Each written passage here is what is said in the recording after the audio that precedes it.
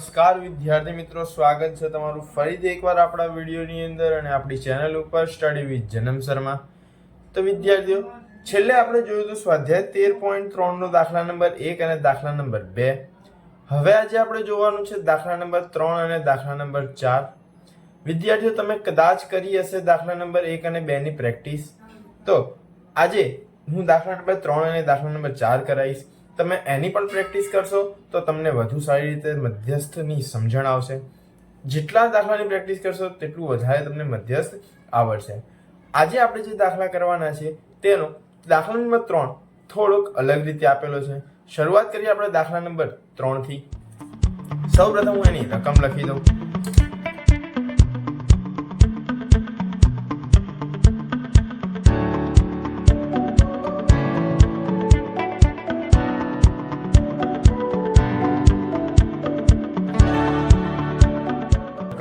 વિદ્યાર્થીઓ, ધ્યાન રાખવાનું કે જ્યારે બી તમને રકમની અંદર જે પણ આપ્યું હોય, જે વર્ગ સિવાયનું જે બીજું આપ્યું છે તે હંમેશા સતત વધતું હોય તો તે તમારી સંચય આવૃત્તિ હશે. તો તમારે આવૃત્તિ તેની પરથી શોધવી પડશે. જે રીતે આપણે આવૃત્તિનો સરવાળો કરીને સંચય આવૃત્તિ મેળવતા હતા તેવી રીતે હવે આપણે સંચય આવૃત્તિ બાદબાકી કરીને આપણે આવૃત્તિ મેળવીશું. તો ધ્યાન એ રાખવાનું કે તમને સતત વધતું આપ્યું હોય તો તમારી સંચય આવૃત્તિ અને આડા આવડું હોય તો એ તમારી આવૃત્તિ હશે. શરૂઆત કરીએ આવૃત્તિ શોધવાની. સૌપ્રથમ આ 2 છે એને એમના એમ રહેવા દેવાના. 6 માંથી 2 બાદ કરશો તો તમારો જવાબ આવશે 4. 24 માંથી 6 બાદ કરો 18. 45 માંથી 24 બાદ કરો તો 21. 78 માંથી 45 બાદ કરો એટલે કે 8 માંથી 5 બાદ કરો તો 3 અને 7 માંથી 4 બાદ કરો તો 3. 89 માંથી 78 બાદ કરો તો 11. 92 માંથી 89 બાદ કરો એટલે કે 90, 91 અને 92 એમ 3. 98 માંથી 92 બાદ કરો તો 6 અને 100 માંથી 98 બાદ કરો એટલે 2. હવે તમે આનો સરવાળો કરશો તો તમારો જવાબ આવશે 100. તો 4 ને 2 6, 6 ને 8 14, 14 ને 1 15, 16 17 18 19 20 21 22 23 24, 24 ને 6 30 ની શૂન્ય વધી પડી 3 4 5 6 7 8 9 અને આ એક 10. તો આ આપણા થઈ ગયા 100. n બરાબર 100 આવી ગયા. હવે આપણે અહીંયા સૌ પ્રથમ શોધીશું n/2 એટલે કે 100 ના છેદમાં 2 એટલે આપણો જવાબ આવશે 50. હવે આપણે શું કરવાનું? આપણે બનાવવાનું બોક્સ બનાવવાનું. તો આ 50 નો સમાવેશ ક્યાં થશે? તો અહીંયા આગળ 50 નો સમાવેશ થશે 78 ની અંદર. તો આ બોક્સ બનાવી દીધું. હવે આપણું L એ બધું આપણને મળી જશે. ચલો સૌ પ્રથમ આપણે શું કરીશું? હવે સૂત્ર મૂકીશું. સૂત્ર શું છે? તો m બરાબર L પ્લસ n ના છેદમાં 2 માઇનસ CF છેદમાં F કૌંસ પૂરો ગુણ્યા H. ચલો L કેટલા આવશે આપણા? આ 35 પ્લસ એમનું m. n/2 કેટલા આયા આપણા? 50 આયા. માઇનસ CF કયો લેવાનો? તો આની ઉપરવાળો એટલે કે 45 છેદમાં F કેટલા? તો આ વચ્ચેવાળા એટલે કે 33 કૌંસ પૂરો ગુણ્યા H કેટલા છે? એટલે કે 35 અને 40 ની વચ્ચેની વર્ગ લંબાઈ કેટલી? તો 5. 35 એમના m પ્લસ એમનું m. 50 માંથી 45 જાય તો કેટલા વધે? 5 વધે છેદમાં 33 ગુણ્યા 5.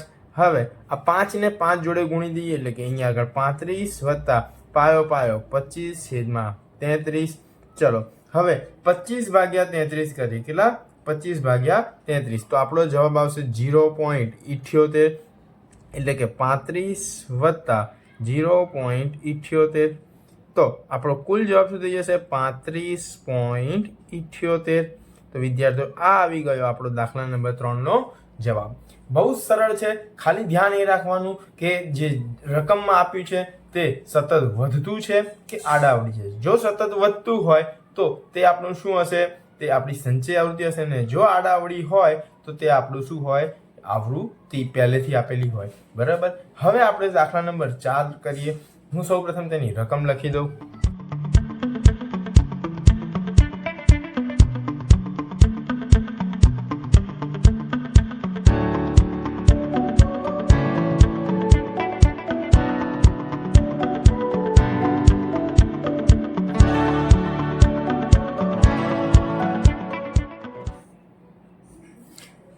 તો વિદ્યાર્થીઓ આ છે આપણા દાખલા નંબર 4 ની રકમ. વિદ્યાર્થીઓ અહીંયા તમને સતત વર્ગ આપ્યા નથી, અસતત છે એટલે તમારે પહેલા એનો સતત વર્ગ બનાવવાનો. સતત વર્ગ કેવી રીતે બનાવાય? તો જે એટલે કે આગળનું હોય તેમાંથી 0.5 માઇનસ કરવાના અને એ 0.5 પાછળ એડ કરી દેવાના. તો 118 માંથી 0.5 માઇનસ કરો એટલે 117.5 અને 126 માં 0.5 એડ કરો એટલે 126.5. એવી રીતે દરેક વર્ગ તમારે બનાવી દેવાના. અહીંયા તમે લખશો કુલ. હવે અહીંયા આપણને આપેલી છે કે કુલ આવૃત્તિ 40. આપણે અહીંયા CF શોધીશું. તો 3 m ના m, 5 ને 3 8, 8 ને 8 16 ને 1 17, 17 ની અંદર 10 ઉમેરો એટલે 27, 28 29, 29 ની અંદર 5 ઉમેરો એટલે 34, 34 ની અંદર 4 ઉમેરો એટલે 38, 38 ને 2 40. તો આપણો અહીંયા 40 આવી ગયો. હવે આપણે શું શોધવાનું? n/2. n/2 એટલે 40 ના છેદમાં 2 એટલે કે આપણો જવાબ આવશે 20. n/2 આયા આપણા 20. હવે આપણે એનું બોક્સ બનાવી દઈએ. તો 20 નો સમાવેશ ક્યાં થશે? આ 29 વાળામાં. તો આપણે અહીંયા આગળ બોક્સ બનાવી દીધું. હવે આપણે શું કરીશું? સૂત્ર મૂકીશું. સૂત્ર ચલો યાદ કરી લો એક વખત. m = l પ્લસ કૌંસમાં n ના છેદમાં 2 માઇનસ CF છેદમાં f કૌંસ પૂરો ગુણ્યા h. ચલો l કેટલા? તો 144.5. હવે આઈ લેવાના, બરાબર, વત્તા કૌંસમાં n/2 કેટલા? 20 માઇનસ એની ઉપરની સંચય આવૃત્તિ એટલે કે 17 છેદમાં વચ્ચેવાળી આવૃત્તિ એટલે 12 કૌંસ પૂરો ગુણ્યા h કેટલા? તો 153 માંથી 153.5 માઇનસ 144.5. તો આપણો જવાબ આવશે 9. હવે આપણે શું કરીશું? 144.5 m ના m વત્તા m નું m. 20 માંથી 17 જાય તો 3 છેદમાં 12 કૌંસ પૂરો ગુણ્યા 9. 3 તરી 9, 3 ચોક 12. ચલો 144.5 વત્તા 3 તરી 9 છેદમાં 4. તો 144.5 વત્તા હવે આપણે શું કરવાનું? 9/4 કરવાના. 9/4 એટલે 2.24, સોરી 2.25. હવે આપણે આ 2.25 ને આપણે 144.5 માં ઉમેરવાના. તો 144 ને 2 146.5 એટલે કે 50 ની અંદર 25 ઉમેરો તો 0.75. તો આ આવી ગયો આપણો જવાબ. વિદ્યાર્થીઓ મધ્યસ્થ એકદમ સરળ છે. જેટલી પ્રેક્ટિસ કરશો એટલું જ તમને આવડશે. તો વિદ્યાર્થીઓ જો તમને આ દાખલામાં ખબર પડી હોય તો વિડીયોને લાઈક કરો, વિડીયોને શેર કરો અને ચેનલને સબસ્ક્રાઈબ કરો.